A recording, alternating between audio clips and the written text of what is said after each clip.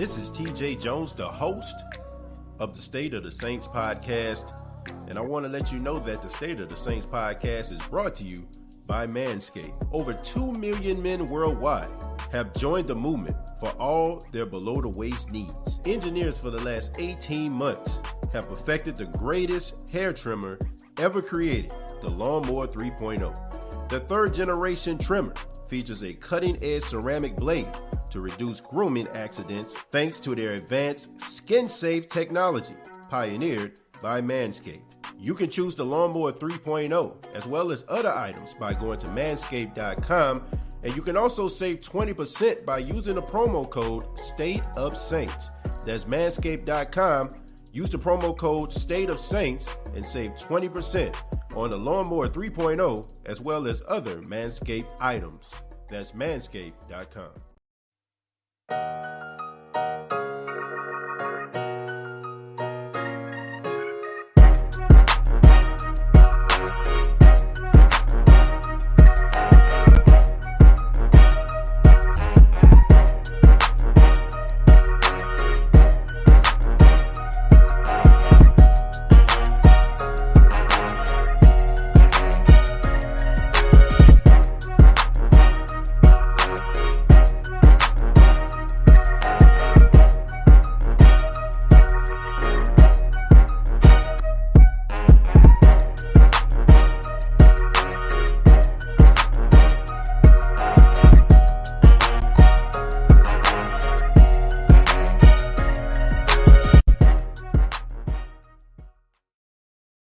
Hey, what's going on, Who Dat Nation? It is yours truly, TJ Jones, the host of the State of the Saints podcast that is brought to you by manscaped.com. Thank you so much for tuning in. Thank you all for spending your Monday afternoon. If you're watching this on a Monday afternoon, thank you so much for your time. On this edition, we're going to be talking about Saints head coach Sean Payton and how he is going Hollywood. But I want to say to everybody out there, if this is your first time checking out the State of the Saints podcast, go ahead and hit that subscription button. Go ahead and subscribe to the channel. Those that are commenting right now that's in the chat, go ahead and hit that like button. Let's go ahead and get it started. And we also have a new function for those that want to donate to the State of the Saints podcast. You can do so by using the Cash App. You can use the Cash App now. And I'm going to go ahead and put that up on the screen real quick, okay? So you can put up, if you want to donate to the show as the show go on, you can go to $ State of Saints, and want to thank Cash App for their partnership with the State of the Saints podcast. So let's go ahead and get started, man. Let's go ahead and get started. I'm excited, man. I did a show all weekend long. Time to talk about some New Orleans Saints. And now we're going to talk about Sean Payton. Sean Payton is going to get his very own movie. Yes, he is going to get his very own movie that is going to be starring Kevin James. And I'm pretty sure everybody knows who Kevin James is. If you watched the CBS show King of Queens, you also probably remember him from Paul Blart Mall Cop, Here Comes the Boom. Kevin James is a well-respected actor. Most of his movies that he does is with his really good friend Adam Sandler. I mean, I remember I Pronounce You Chuck and Larry. That was a funny movie as well. Kevin James is a well-respected actor, and he is going to take on the role of playing Sean Payton during the 2012 NFL season when Sean Payton was suspended by the National Football League because of Bountygate.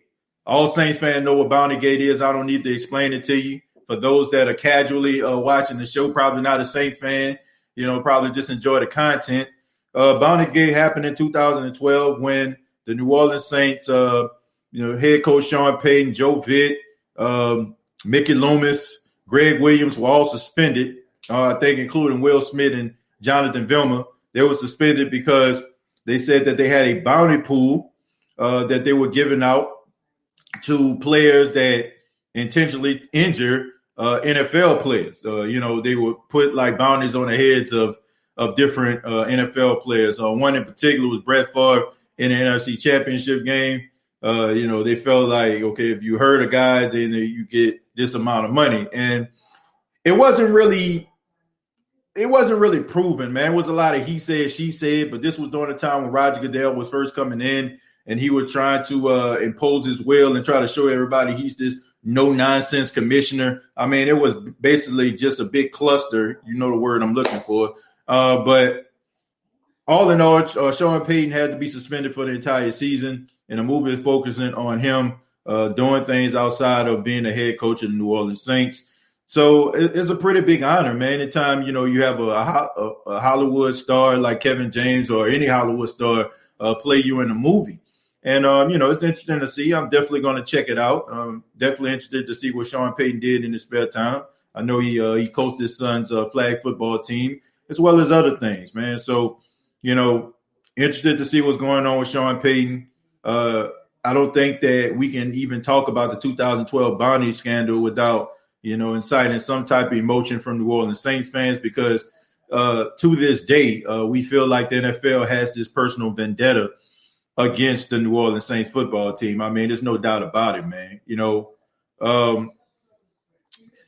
NFL, it just seems like they always have like these rules that are just strictly for the New Orleans Saints. We see this past season, right? When this whole COVID-19 situation happened, they got the Saints celebrating in the locker room. All of a sudden they getting all these different type of penalties, but other teams that you see around the National Football League doing the same thing, nothing happens to them. We can talk about the 2018 NFC Championship game where it was clearly pass interference, but they didn't call that.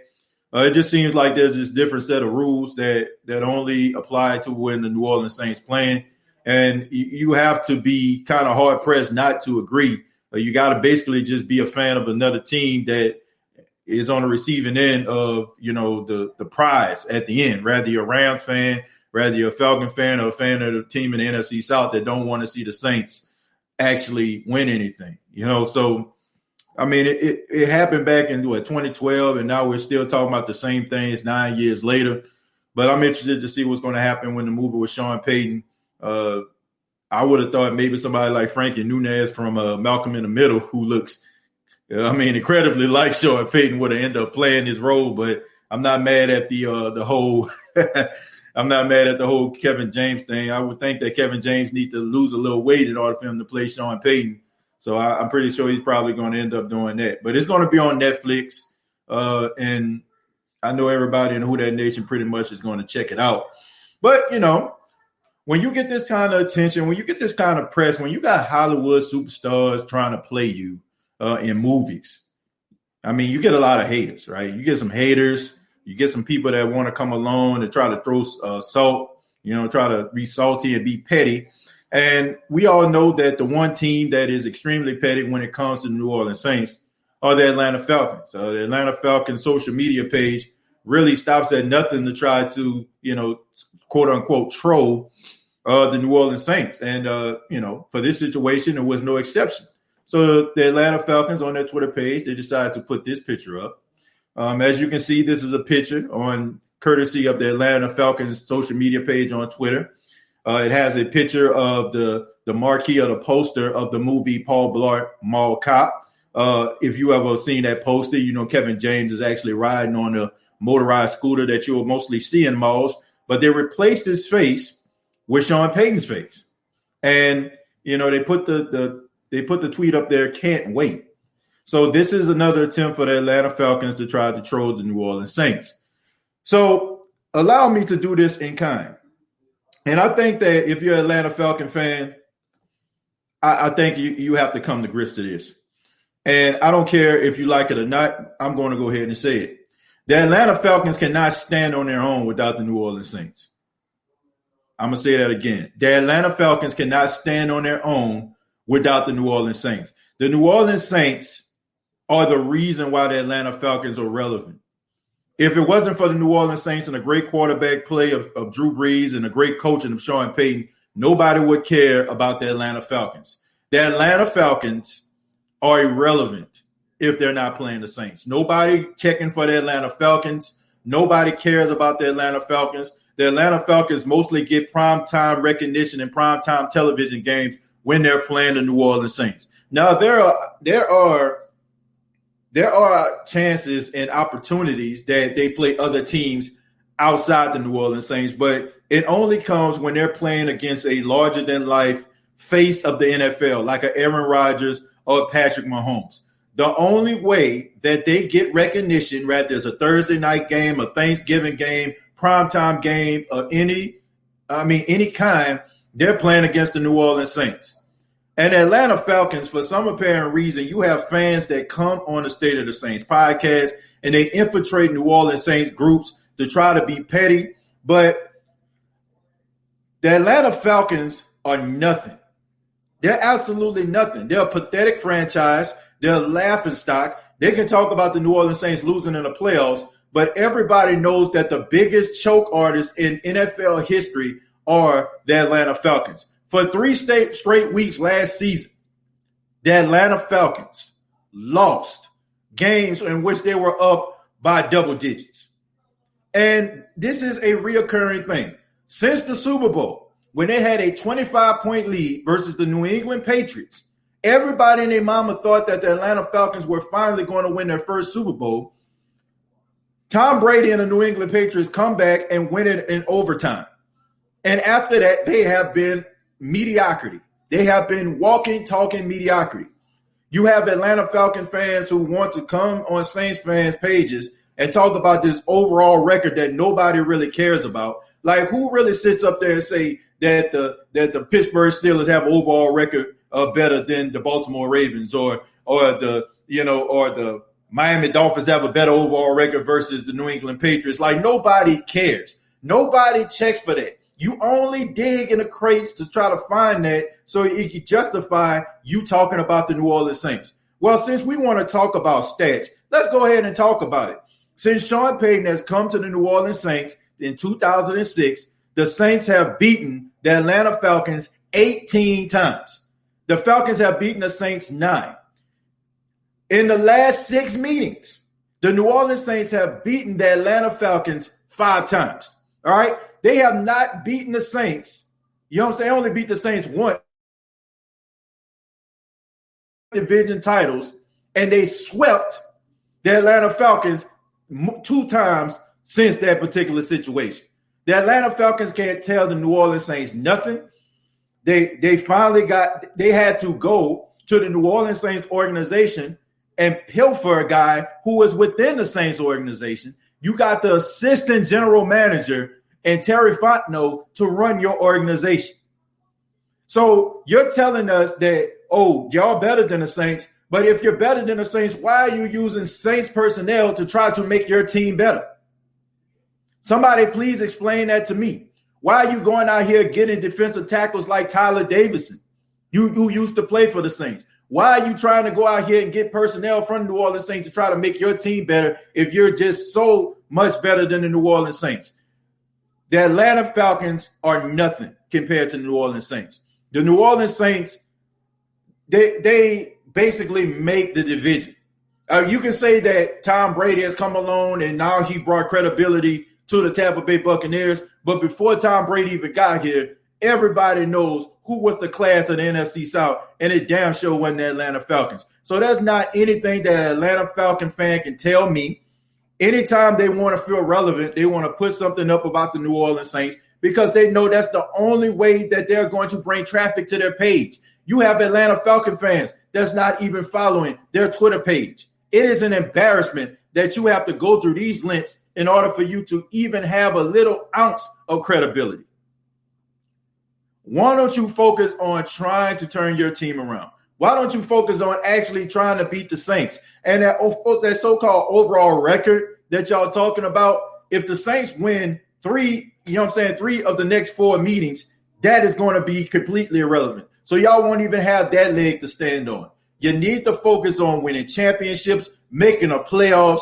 What's going to help your team, when it comes to defense, when it comes to getting to the playoffs, because y'all haven't been there in a while. Y'all have bigger fish to fry that don't involve the New Orleans Saints. So I just think that that's absolutely pathetic and sad. You know what I'm saying? It's like when it's like 2 brothers, right? And one brother is being celebrated because let's just say he graduated from college and he got this big internship or whatever like that at this Fortune 500 company. And then one brother just yells out, well, I fixed my engine today, just so he can feel like, you know what I'm saying, he part of the conversation and he feels accomplished. Like, Why are you sitting up here trying to, you know what I'm saying, like poo-poo on somebody else's accomplishment? I mean, when is that Mike Smith movie coming out? Huh? I mean, please tell me. When is that Dan Quinn movie coming out? When is that Arthur Smith movie coming out? When is that Arthur Blank movie coming out? I mean, I didn't get the memo. I don't know who would play him. I don't know who would play Arthur Blank. I don't think Count Chocula is a real individual. And Vincent Price has been gone for a long time. So I don't know who they'll get to play these guys. I mean, maybe, you know what I'm saying, if they want to make a comedy based on Atlanta Falcons football seasons, I think that could be in the works. You know what I'm saying? If they want to make a sitcom and you know what I'm saying, to make everybody laugh. But at the end of the day, ain't nobody checking for the Atlanta Falcons unless they playing the Saints. I hate to be the bearer of bad news, but that is a fact. Nobody checking for the Atlanta Falcons. I mean, you got Falcon fans that ain't even checking for the Falcons. But, I mean, that's all I got to say about that. I'm going to go ahead and go to the comments. Jerry says the OG always get on the Falcons. Yeah, he definitely do. Definitely get on the Falcons. Everybody want to stand next to us in NOLA anyway. Yep. Falcons. Man, for real. OG always on time. Preach. And when they blowing leads 28-3, yes, I am. That part right there. Cowboys, Lions, Bucks, and more. The state of the St. Falcons still famous. That part right there. I mean, look, the Falcons can't stand on their own 2 feet, man. I'm just being serious. Like the Falcons, you know, like the Falcons to me, you know, like they can't like they can't build on their own energy, right? You know what I'm saying? Like they need a generator, right? They're like that house that's dilapidated that don't have no power, right? And in order for you to get power from the house, you go to the Home Depot or the Lowe's and you get a generator. That generator is the Tampa Bay Buccaneers with Tom Brady. That generator is the New Orleans Saints. That generator is the Carolina Panthers when they had Cam Newton. Like nobody, like you don't never see like nobody talking about the Atlanta Falcons in a comment. Like nobody ever really talking about them on debate shows. When they talking about them, it's about them embarrassing themselves. It's never them talking about them being a legit Super Bowl contender. It's never really like you think about it right now. They're in the news right now because they're thinking about relinquishing their number 4 pick. Number 4 pick. Number 4. They are picking in the top 5 of the NFL draft. How do you have room to troll anybody? Please tell me that. How do you have room to troll anybody? If you're picking in the top 5, the top 10, that's not a thing you can tell me. Especially a team that's picking all the way at 28. So that means that they're going to have 27 really good players that are going to come off the board before the New Orleans Saints even get there. There are only 32 teams in the league, 29, 30, 31, 32. So there's 4 teams that are going to pick after the Saints. And you are sitting here in the top 5. But yet you want to come on shows like this and talk about the Saints? Are you kidding me? You want to laugh at the misfortune, oh, they lost in the playoffs, they choked in the playoffs, whatever. At least they made it to the playoffs. Where are you? Nowhere to be found. Nobody checking for you unless you're playing the Saints, unless you're playing Tampa Bay with Tom Brady. Nobody cares about the Atlanta Falcons. Your own fan base don't care about you until you actually do something. Win, lose, or draw, we as Saints fans are going to care about the New Orleans Saints. We don't care if the Saints go 5-12. We don't care if they go 3-14. We're still going to be saying who that with pride as if they're just a team that running the table and undefeated. The Atlanta Falcon fans, they hide in the trees. They hide out when they losing games. And then when they win a game that they feel like they can come out the trees, oh, y'all lost. What? Like, y'all done lost 5 straight games, and then all of a sudden y'all win a game, and all of a sudden y'all want to come out the trees. Like, nobody is checking for you. This is the prime example of a grandstander. No, I mean, honestly, man, they are a bunch of grandstanding fans, and I guess you can kind of put it in this type of context. A lot of people move to Atlanta from different places all across the country, so you can make an argument to say maybe they don't really have real true fans, and they you know what I'm saying, a lot of their fans are casual. It's almost like Vegas, right? You know what I'm saying? When a show comes to Vegas, they're basically competing against other shows, right? It's hard to sell out in Vegas, right? So it's hard for you to really find a core Atlanta Falcon fan base. And then the thing about it is when you do find a true Atlanta Falcon fan, they're spending more time on Saints pages than their own. I'm serious, man. You find more Atlanta Falcon fans on Saints pages than you do Saints fans on Atlanta Falcon pages. That's because we don't really care. And a lot of the times where, you know what I'm saying, like we'll go to their pages, it's because, you know what I'm saying, they probably came to our page first. Or, you know what I'm saying, we're trying to retaliate. Like, they spend way more time talking about us. And you know what somebody else is going to say? You know what somebody going to say? Like, Atlanta Falcon fan is going to watch this show. They're going to watch this podcast. And they're going to be like, why y'all name all in our mouth? Y'all can't keep your name out of your mouth. Now, somebody please tell me when the last time I did a show like this talking about the Atlanta Falcons. You're going to have to stroll back. But they're going to use that to make it feel like they're relevant. I guarantee you I probably won't be talking about the Atlanta Falcons for quite some time. But that's the way that they do it. Because they have this false sense of reality. Like, they really think that people care about them when they don't. They can wear the same shoes as us, but I promise they won't walk the same. Yeah. W. Who that? Tragic 504. We run the NFC South. Did you hear about him getting pulled over in uniform in Virginia? I don't know exactly who we're talking about here. Big brother EJ and OG. Did you hear about the police enforcement in Virginia? They don't have any professional sports teams. Let's see. I'm strolling on. Dada, thank you very much for being a supporter. What's going on, man? Trey, such a disrespect to feature the Saints in a film during a dark period in our history. What dark period in our history are we talking about here? I can't wait till the draft. TJ, it would be a soap opera. Absolutely. It wouldn't even be no soap opera. It would be a comedy. I mean, you have to have Chris Rock playing the role of Julio Jones or something. I think you just hurt the Falcons' feelings, but yet they keep asking for it. Thank you very much, Big Apple, for the $5. This is exactly why I trash the Falcons so much. Nice, I'm kind of shocked about it. Can't wait to see it. Whenever they beat the Saints, the city of Atlanta throw a parade. That's their Super Bowl. Yeah, it is. I mean, you got people like Roddy White, you know, coming out, you know, putting himself out there looking hella embarrassed, you know, when he go out there and just jump out of the window talking about they're going to beat the Saints. I mean, that man went black on social media for like 2 weeks. Even though my family roots for the Falcons, I still love the Saints way more. About checking for no Falcons.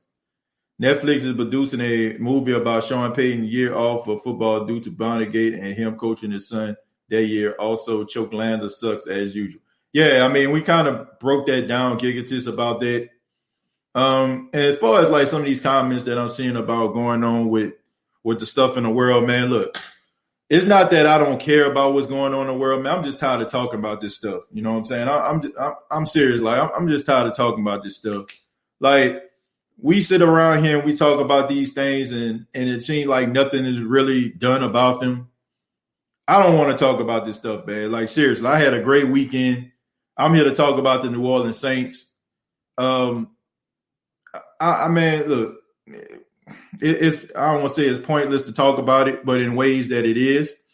I just feel like that's the kind of stuff that divides us and it has us looking sideways at one another. Like, you know what I'm saying? Like, there are horrible people in the world. There are terrible people in the world. But I do understand that there are certain narratives out here that are designed to draw us away from each other instead of drawing us close together. And if we feed into that narrative, we're we doing exactly what they want us to do. You know, you may not like Charles Barkley. You may not like what he's saying, but, I mean, he made an interesting point about divide and conquer. If you keep people far away from each other, then they'll never have conversations. They'll never talk about the problems that's really going on in the world. And you never really look at the fact of who is bringing this stuff to light and who is creating these narratives. So as for me, man, I want to talk about sports. I'm done with that. I'm done with that. Your fans tune in during the off season. Let's see. All they care about is beating the Saints, and that's the problem. That's the problem. I mean, they care about beating the Saints. The Saints care about beating NFC South. There's a difference. Did you see Netflix is making a Spider-Man movie and TV series? No, I didn't see that. Falcons should just move out of Atlanta. Nah, they should stay there. You know, they've been there for a long time. You got people that love the Falcons. They got a fan base, man. It's just a lot of casual fans. Just imagine being a Falcon fan. It would be an absolute, total, complete disaster. ATLians just can't get right, and it's beautiful. I used to see more people at Freaknik than Atlanta Falcons. Anytime we participate in arguments with Falcon fans, we're punching down. I don't even get into it, man. Like, man, shouts out to the ATL podcast show that I was on, man. You know, I got a lot of respect for those guys dying and all that, but I don't know, man. I can't sitting going back and forth about teams and what they did and what they do this and that, man. I'm not really just big on it. Like, I don't want to talk about that kind of stuff, man. I'm big with analytics and stuff. You know what I'm saying? Like, I'm big with analytics. I'm not going to sit up here and talk about what play, and I'm not going to keep on like bringing up, you know what I'm saying, Deion Jones catching the interception in the back of the end zone to seal a game. And like, I don't care about that stuff. You know what I'm saying? Like, you know, I mean, I'd rather just talk about keys to victory and all that kind of stuff there. Like, I don't like to get into this like petty exchange with Atlanta Falcon fans consistently, because honestly, I don't really care that much. I'm here to talk about the New Orleans Saints. And the only reason, like I said, I talked about them on this is because this happened today. And it just so happened that I saw this. I don't feel like I have nothing to gain from bringing the Atlanta Falcon fans up, or like how some of these other groups do it that's in the NFC South, bringing up the Saints and talking trash. Like, I got better things to talk about. You know what I'm saying? I can talk about this team. You know, so I can talk about this team and keys to victory and what they actually need and draft picks and all that kind of stuff there, because I feel like that's important. You play the Atlanta Falcons twice, right? If you split with the Atlanta Falcons, you still got a chance to make the playoffs. If you sweep the Atlanta Falcons, you still got a chance to make the playoffs. If they sweep you, you still have a chance to make the playoffs. So I don't feel like there's really anything that you gain from doing this. The only thing is, I feel like it helps them gain credibility. You know what I'm saying? Because the Saints are on top. The Saints been dominating the series for the last 4 years. So, you know what I'm saying? It's basically like, you know what I'm saying, you basically feeding the hungry here. Atlanta Hawks always have a weak fan base. The whole city is heartless compared to Saints and Pels. Well, that's because they got a lot to do, man. Look, I'm not going to disrespect Atlanta. Atlanta is thriving. You know what I'm saying? It's a very successful city. You know what I'm saying? A lot of people move there for opportunities, rather they want to get into acting. You know, you got Tyler Perry Studios out there.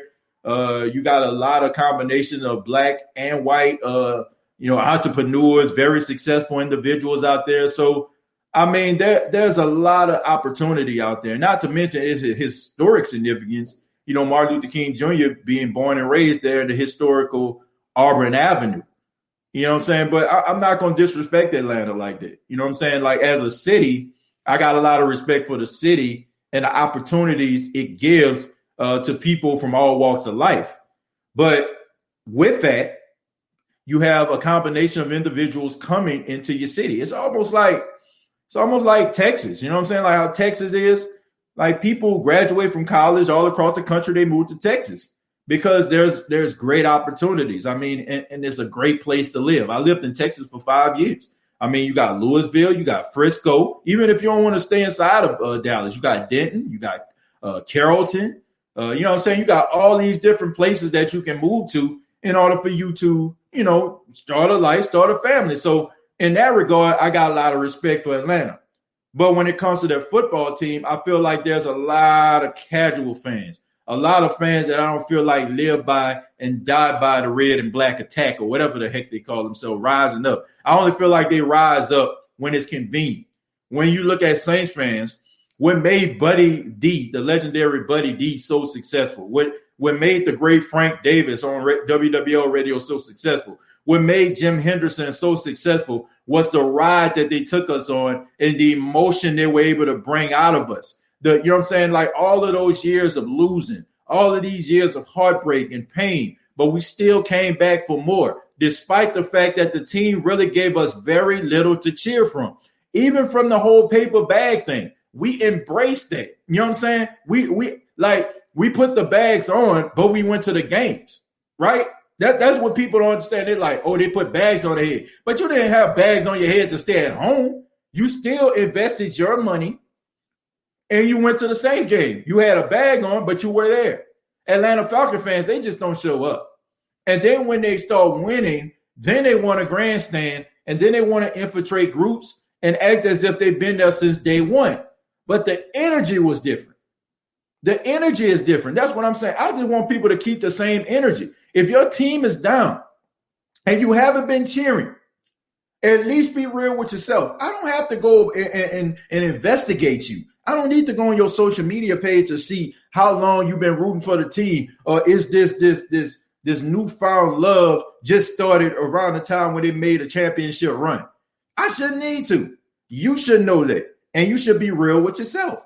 And I feel like there's a lot of Falcon fans that aren't real with themselves. Saints fans are way more passionate than Atlanta Falcon fans. You know what I'm saying? And I think that's one of the main reasons why they get so angry.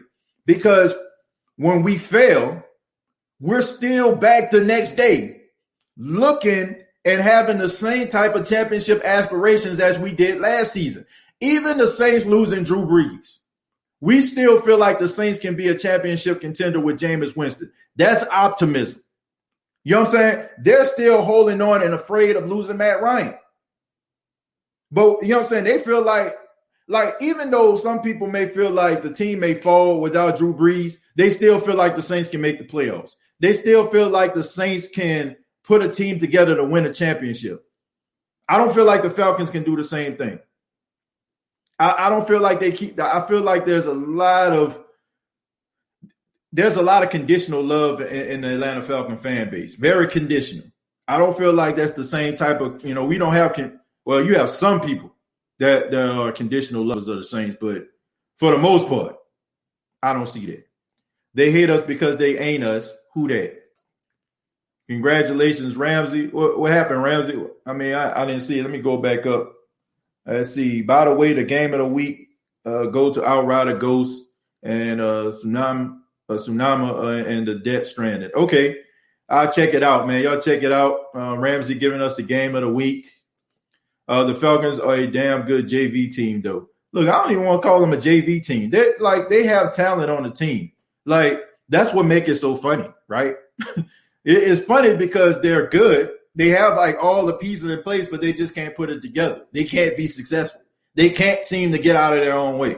Now, I'm rooting for Terry Fontenot because brother came from, dude from Louisiana, went to Tulane, worked inside the New Orleans Saints organization and worked his way up.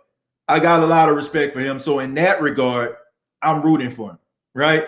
But at the same time, they can't seem to get out of their own way. They can't get out their own way, and it's hilarious to watch. Giving a shout out to Bobby. Let's see, the Buccaneers are on top. Why are beating up on Falcon fans? The Buccaneers are on top because they won the Super Bowl, but that doesn't mean that the Saints, you know what I'm saying, ain't a relevant football team. And the reason why I'm beating up on the Falcon fans is because of the comments that were made on social media about Sean Payton's movie. So, that's the way I feel about it. Don't get me wrong. I'm an Atlanta Braves fan. The rest of them I don't care about. Hope you haven't had a good weekend. Shouts out to Gigatis. Hollywood Payton. Why are you beating up on Atlanta Falcon fans? I think I pretty much said that. I pretty much explained that, Jules. You rolling? Hey, TJ, can you throw up that picture you showed us that they posted? Oh, yeah, of course. This is the reason why right here, okay? This picture right here is that from Atlanta Falcons Twitter page, right? So, hold on. Let me move this out of the way. Yeah, this is the picture that they put up. Okay, so this is where the conversation about the Atlanta Falcons come up. So once again, and like I said, that's how all these narratives start, right? If you're an Atlanta Falcon fan, you think that all of a sudden I'm just on this show consistently talking about you. But like I said, this has been a show that, it's been a while since I even mentioned the Atlanta Falcons. The only reason I mention Atlanta Falcons mostly is because somebody that comes on this show and they're friends. And they're fans, they're fans of the Falcons. That's the only way. So I live on the border of Fort Worth, and Arlington is booming here. So would you stay like around Euless? You stay in Euless, Tragic? I think that's around there, right? Fort Worth and Arlington. I think that's around Euless, right? So, yeah. I spent a lot of time in Arlington. I went to broadcasting school in Arlington, American Broadcasting School. What's up, my dude? Hope all is well. Checking in. Who that for life? What's going on? Appreciate you stopping by, man. Remember that at the 28-3 Super Bowl, you saw people coming out the woodworks talking about rise up. Example, Bow Wow a few hours later. Yeah, that was funny. That was funny right there. But that shows you, man, and I get it, man. Teams got to give you a reason to cheer for them. But I feel like if you wasn't there in the foxhole, if you wasn't going to war, you know what I'm saying? Like you have no room to throw that up in my face. Like if you've been rolling for a long time, I got a lot of respect for you, right? I respect you. Like Buck Skull Game, you know what I'm saying? Like Buck Skull Game has been, watching the state of the Saints for a long time. And when they win the Super Bowl, you know what I'm saying? I got a lot of respect for that. You know what I'm saying? Like, because he's been here and he's been repping for the Buccaneers for a while. So I can respect people like that. But when it comes to like people that I haven't seen and they like, oh man, we the champs, like go sit down somewhere. Like, like if you brand new, your page brand new, you fresh, and you basically just created a YouTube channel page in order for you to come just to try to troll Saints fans, like that's weak. You know what I'm saying? That's weak as I don't know what. Like that's a lot of conditional love. I have no respect for that. Half of Falcon fans can't name the quarterback before Vic. Yeah, Chandler, right? Chris Chandler. The Saints and Buccaneers have the best coaching staff in the NFL. I disagree with that. I feel like the Saints do. I don't know about the Buccaneers. I think the Buccaneers, to me, okay, Bruce Arians to me is the Tyronn Lue, you know what I'm saying, of the NFL. Like, you got Tom Brady, right? And Tyronn Lue had LeBron James, right? You know what I'm saying? It's like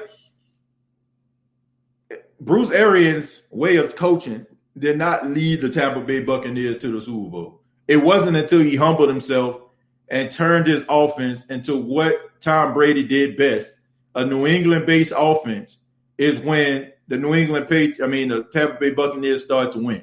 I just feel like the Tampa Bay Buccaneers put a lot of pieces together, and Tom Brady was the facilitator. So, when it comes to history and stuff like that, people are going to say Bruce Arians was a good coach and all that kind of stuff. But to me, I don't look at it that way.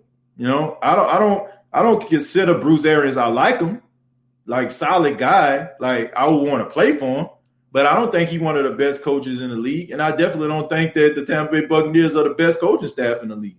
I don't, like I know they won and everything, but I just feel like a lot of that had something to do with Tom Brady. I don't think the Tampa Bay Buccaneers would have won the Super Bowl if Tom Brady wasn't their quarterback.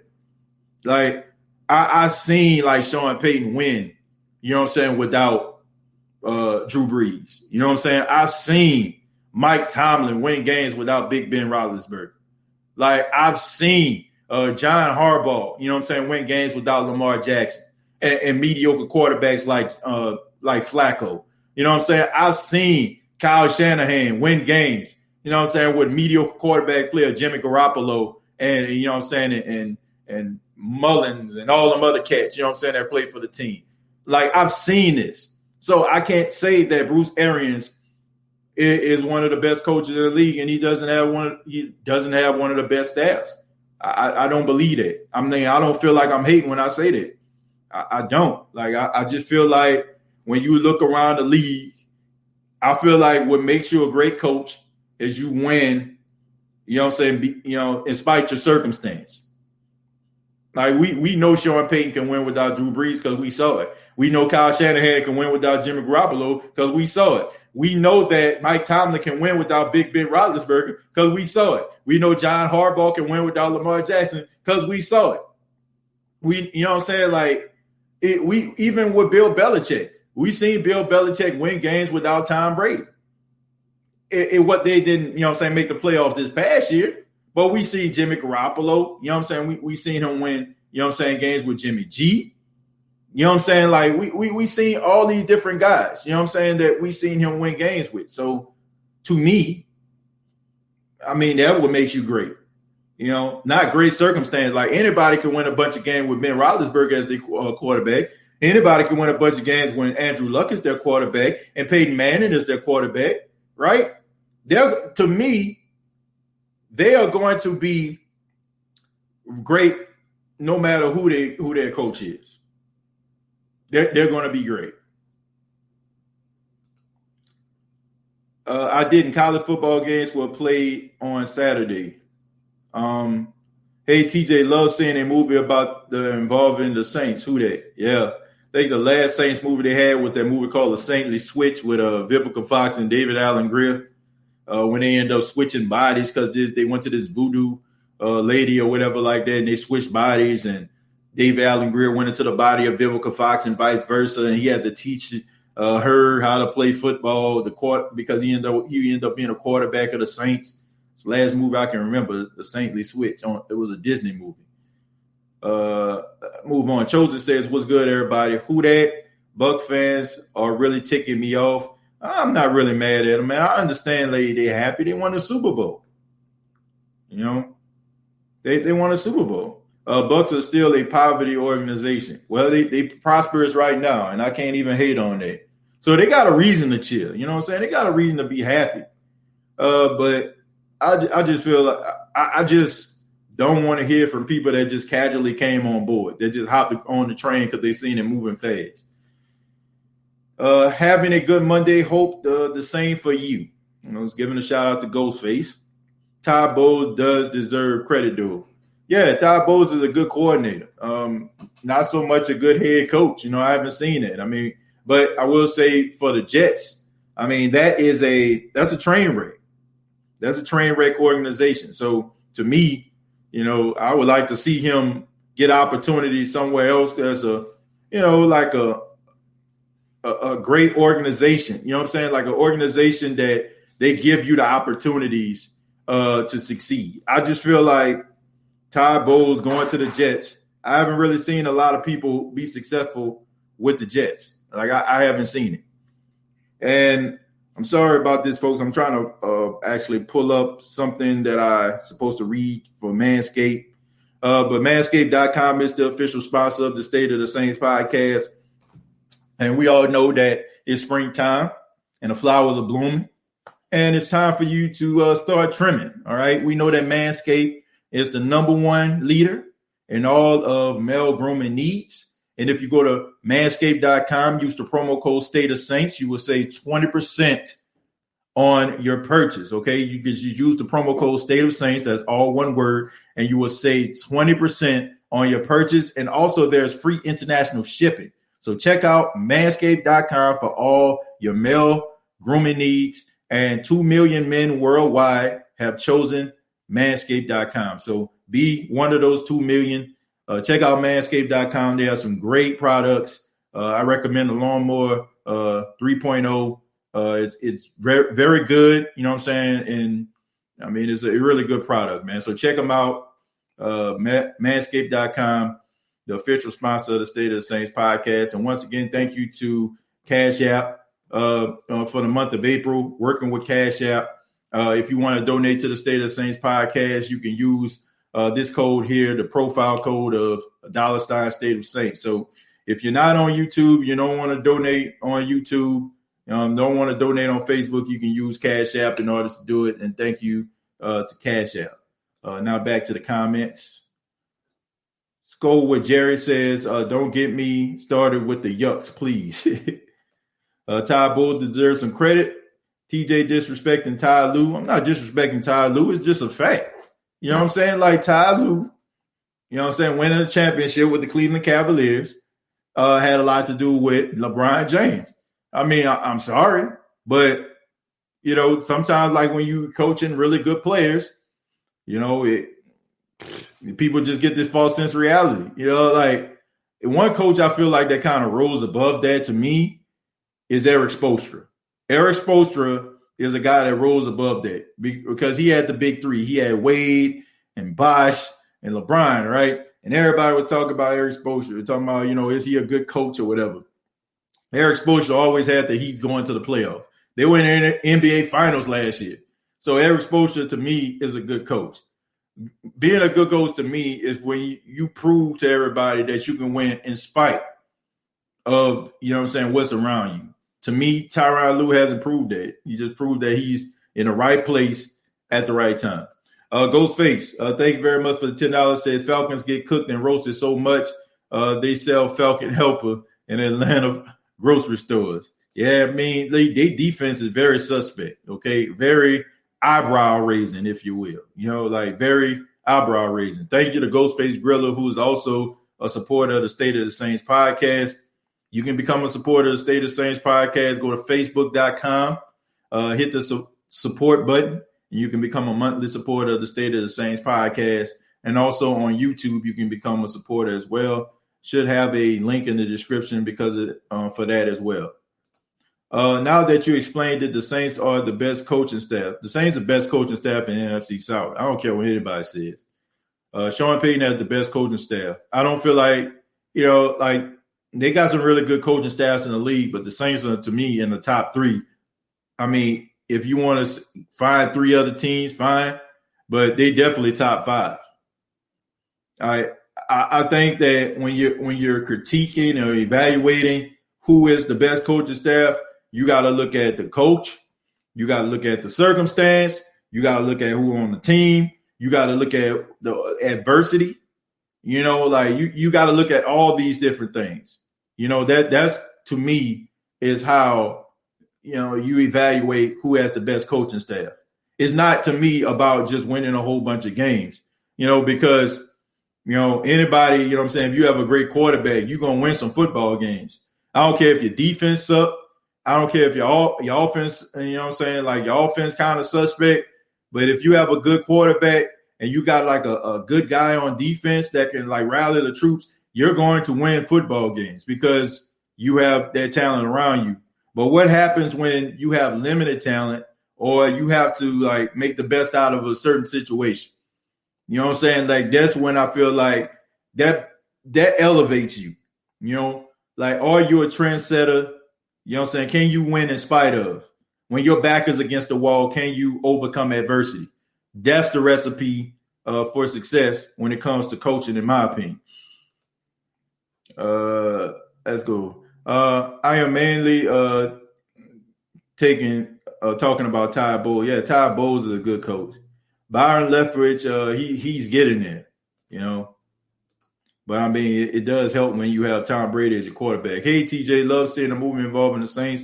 Get our fan base up, which will make us more competitive with the money.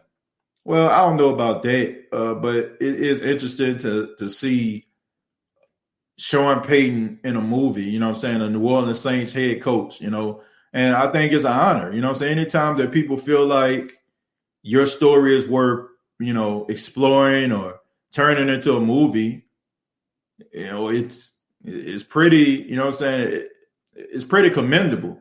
You know, it's almost like, you know, there's a song by Nas, you know what I'm saying, Nas and AZ. I think it was called Life's a Beat, you know what I'm saying, that was the name of the song. And he said, you know, he asked Nas the question. He said, if they wrote a story on your life, would anybody read it? You know, if somebody wrote a story about your life, would you think people would be interested in it? So any part of Sean Payton's life that they can actually turn into a movie, pretty commendable, man. Pretty commendable.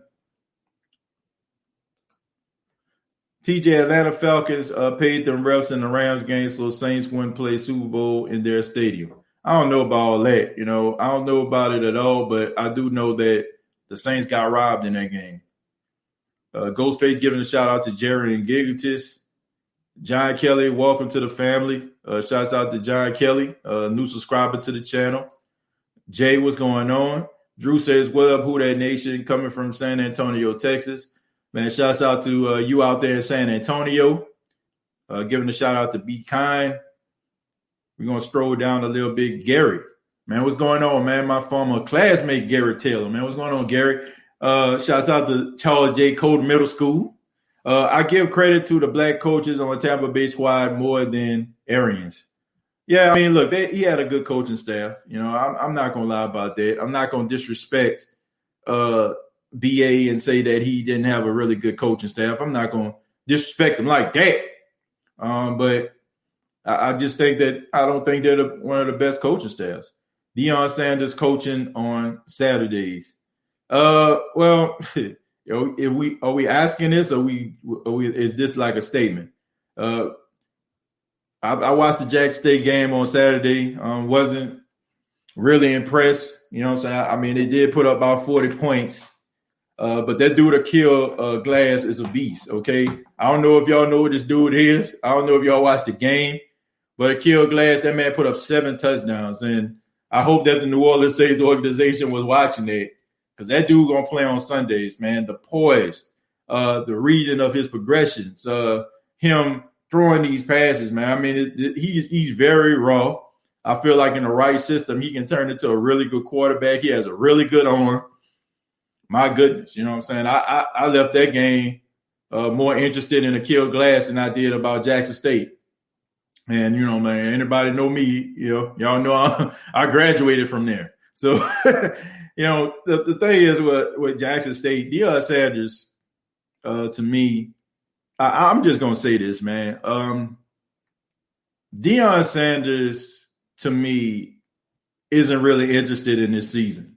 I'm just going to be 100 with you. It seemed like to me like he just tried to – this is more like an evaluation process, right? It's like all these games are preseason. He knows like what he has and what he recruited, and those guys coming in the fall to try to help the team. He's more interested in what they're going to do in the fall than what they're doing right now. And I definitely don't agree with the way that he's doing his press conferences. Like, even if you don't feel like your team is good enough, like, you don't put that out there in the atmosphere. You don't put that out there for people to be like, you know what I'm saying? Like, you should never, like, make these guys believe they aren't good enough. Because if it was me, if I don't feel like you believe in me, then why should I believe in you? Right? So I just feel like he's throwing his players under the bus. It's like saying it ain't me, it's them. Well, I feel like this, man. Why is it that you have certain coaches that come to schools and they may not have the best talent, but they get the best talent out of those guys? And why can't you do it? You know what I'm saying? Like, you can make an argument for that. Because to me, if you're recruiting 4- and 5-star talent, that basically going to take care of itself, right? Because you already got the best talent on the field. But what happens when you don't have the best talent on the field? That goes back to what we're talking about with Sean Payton. When your back is against the wall and you don't have the best talent available and you still find ways to win football games, I feel like that's a reflection of how good of a coach you are. If you're just waiting on guys to be faster than other guys, to being stronger than other guys and all that kind of stuff, then I feel like, to me, that's not a reflection of your coaching. It just feel like I used the example also. It's like you're going to the park, 4 cars pull up, you know what I'm saying, right behind you, and you just waiting to have winners. And all 5 of those guys that you with, you play AA basketball, you know what I'm saying, like AA basketball with, and y'all go out there to the park and just run the table. Like, you just waiting on the unfair advantage. You know what I'm saying? But I don't know. I just don't agree with you killing the confidence of these kids. And that, man, most likely none of those guys are going to make it to the NFL. It's a long shot most of the time if you're from an HBCU making it to the NFL. But you don't never try to put that into the atmosphere to make those guys believe they aren't good enough. I feel like that's a cop-out, and I don't agree with that. Now, somebody said to me, like, well, you mentioned that. Do I feel like they don't? Do I feel like they have the talent to win? No, I don't. You know what I'm saying? Like, but that's me. Like, I'm a alumni of the school. You know what I'm saying? I'm a broadcaster. I'm a sports podcaster. I mean, my opinion. All right, you want to take it, fine. You know what I'm saying? Like TJ said this on the State of the Saints, fine. But I don't have that much cachet, and my words don't carry as much weight as somebody that's in the locker room coaching these guys. That's telling these guys, man, we need to go out there and do this and execute this, that, and the third. So I don't feel like I'm on the same playing field. If I critique a Saints player, it's, you know what I'm saying, it's different from Sean Payton talking about a player.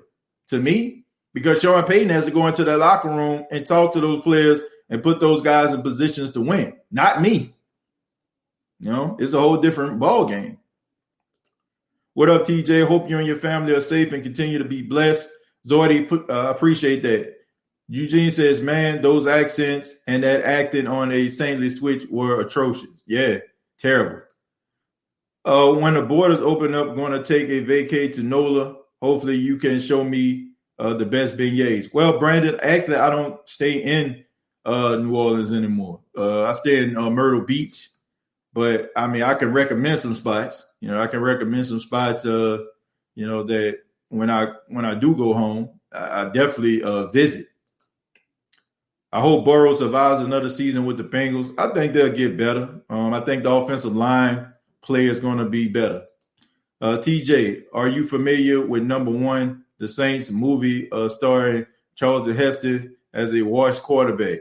No, I didn't. You know, I know Charlton Heston is. You know what I'm saying? I know he played Moses on the Ten Commandments. But nah, I'm not familiar with that movie.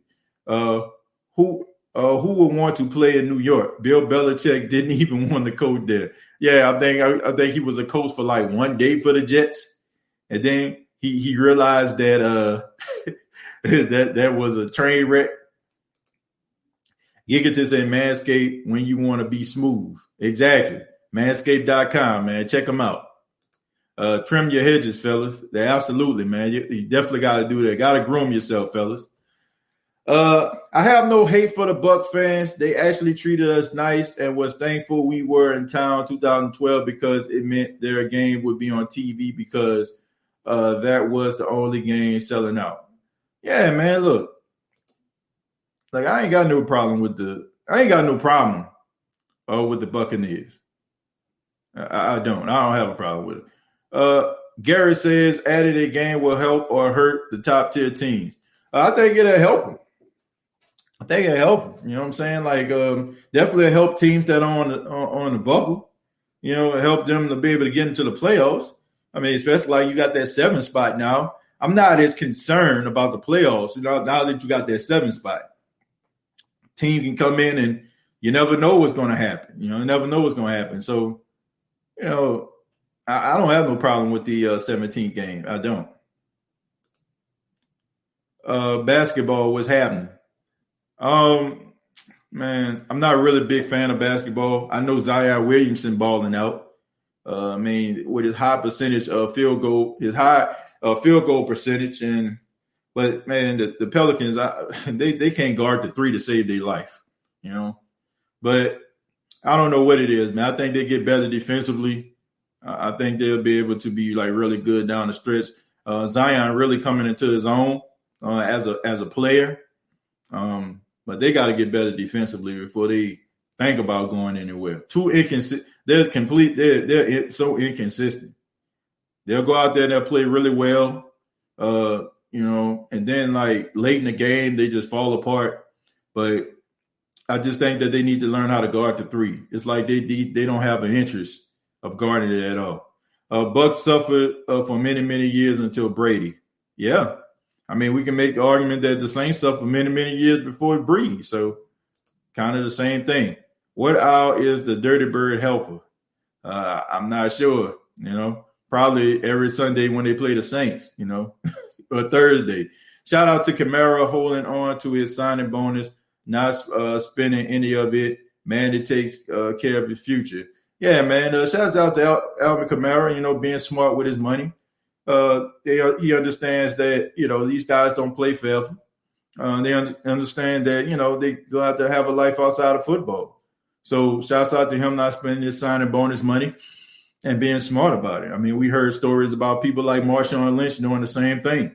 And now, Marshawn can enjoy retirement, and you don't have to feel like, he's tied down to try to, play football for the rest of his life because he made bad business decisions. That's one thing about Adrian Peterson. I like Adrian Peterson, surefire Hall of Famer, but him continue to play in the National Football League, they talk about how he's made bad investments. You got to be smart with your money, man, so you don't have to beat down your body to try to make up for the money that you lost in your youth.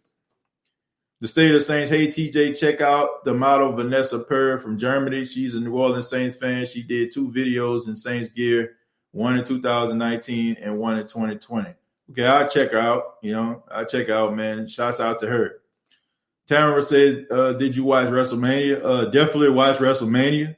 And if you follow me on at State of Saints, I was tweeting during WrestleMania. Night 1 of WrestleMania was much better than night 2.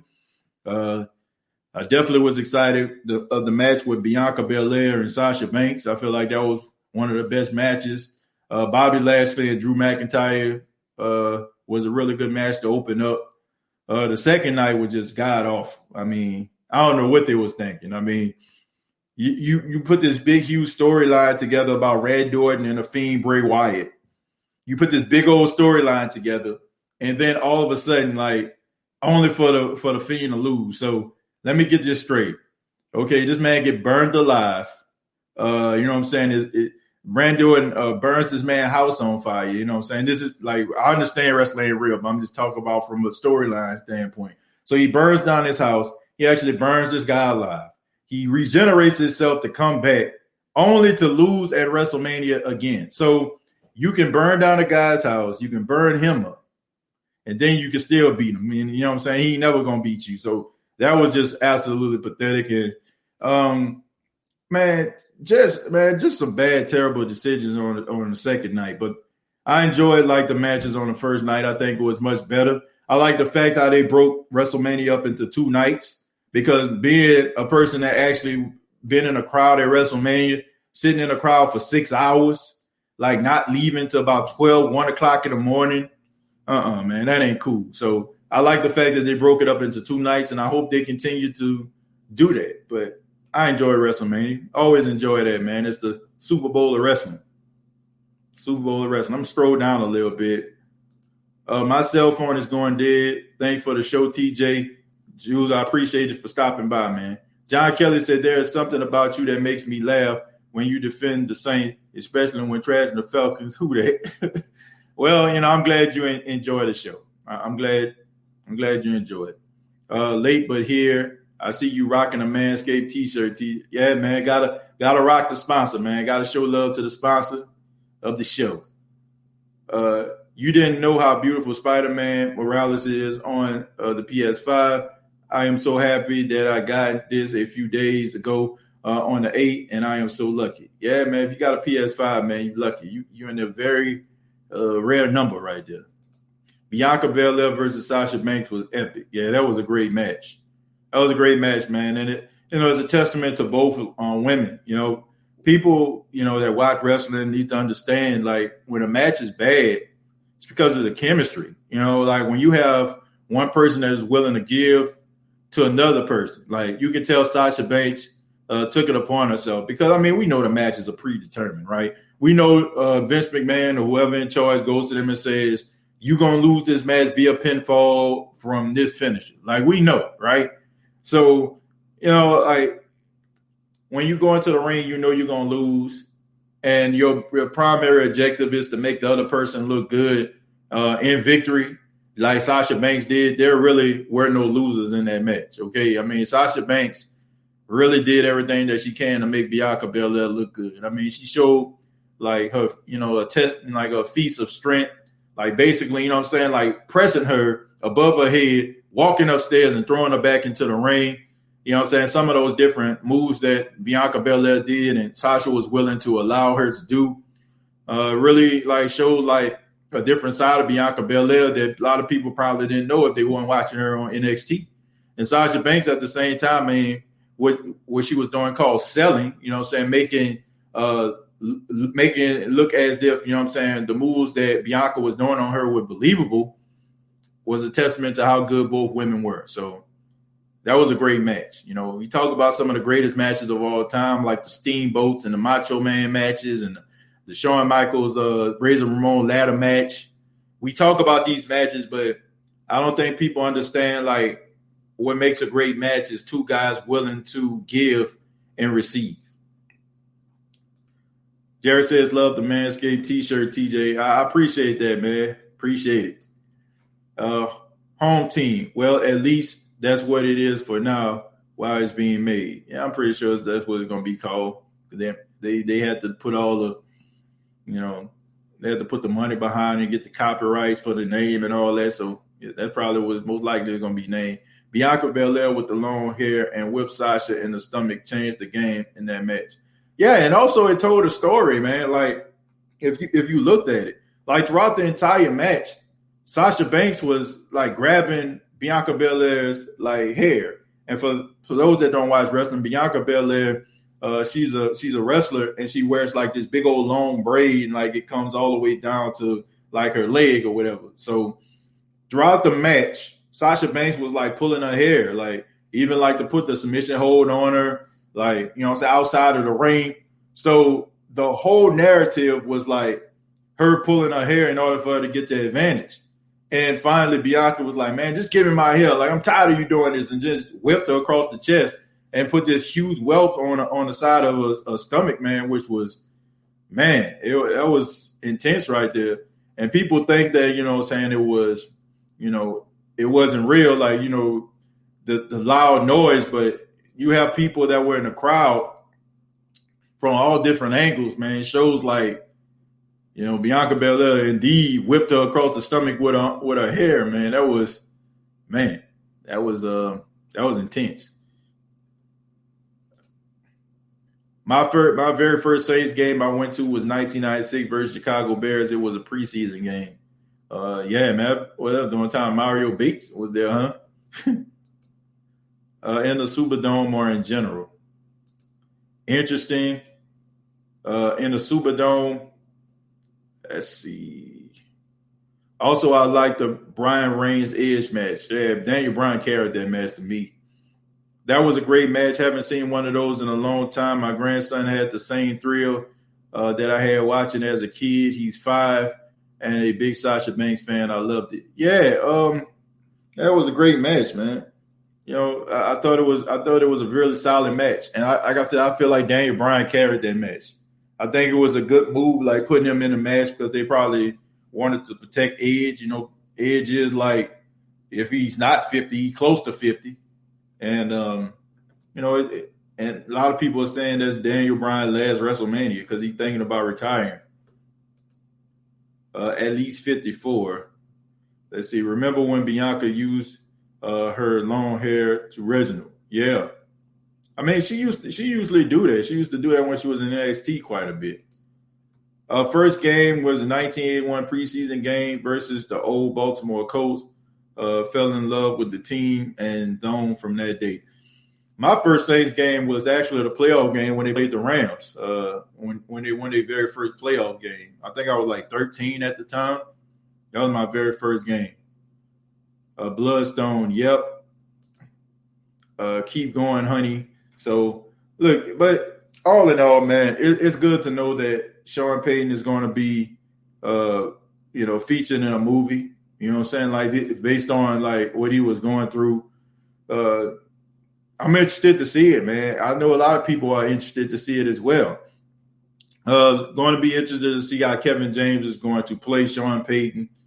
And just to know the story, you know, like, we know that Sean Payton was suspended, but we probably don't know, like, the mental anguish he was going through during that time, man. I mean, I can remember Sean Payton being in the stands, right? For I think when Drew Brees was playing against the San Diego Chargers at the time, and he was I think he broke Johnny United's record or whatever like that. And I remember Sean Payton like sitting in a luxury box, and the Saints were, basically going back and forth with the Chargers. And I can remember them always like showing in a box like how dialed in Sean Payton was, as if he was coaching. So Sean Payton is an interesting guy, man. Sean Payton is a guy that, a lot of us, love and respect. He's a guy that demands greatness. He's a guy that works really hard, and he's one of the best play callers in the NFL. I think that players love to play for him. And finally, Jared says, I was in high school in 2000 when the Saints won their playoff game versus the Rams. Akeem drops the ball. Yeah, that was one of the best calls in the world by Jim Henderson. So, I mean, the fact that the game was that close, because the Saints, look, Willie Jackson was beasting. So I think Willie Jackson had like 4 touchdowns in that game or something like that. And Willie Jackson was a wide receiver, for those that don't know. He was beasting, man. The Saints were like beating up on the Rams, and the Rams came back. And I remember like just sitting there like, oh man, I can't go through this again. I can't go through this again. But they were able to get through it, and we know they lost the following week versus that Minnesota Vikings team. I think that was like 15-1 or something like. No, I don't think they were 15-1, but they was like really good that year. I don't know if they were 15-1 or not, or 14-2. But they ended up losing to the Vikings, and the Vikings ended up losing to the Giants, and the Giants ended up going to the Super Bowl to take on the Ravens, and we know the Ravens won the Super Bowl that year. But I want to say thank you all for checking out the State of the Saints podcast. Thank you so much for being a part of the show. And also, once again, go ahead and hit that like button if you enjoyed the show. Go ahead and subscribe to the channel if you have not already.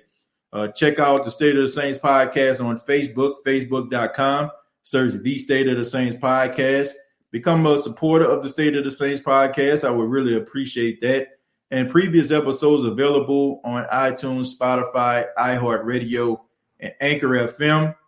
And this show, once again, is brought to you by Manscaped.com. Go to Manscaped.com for all your male grooming needs. Use the promo code, that's all one word, State of Saints, and you will save 20% off of your purchase. You all take care.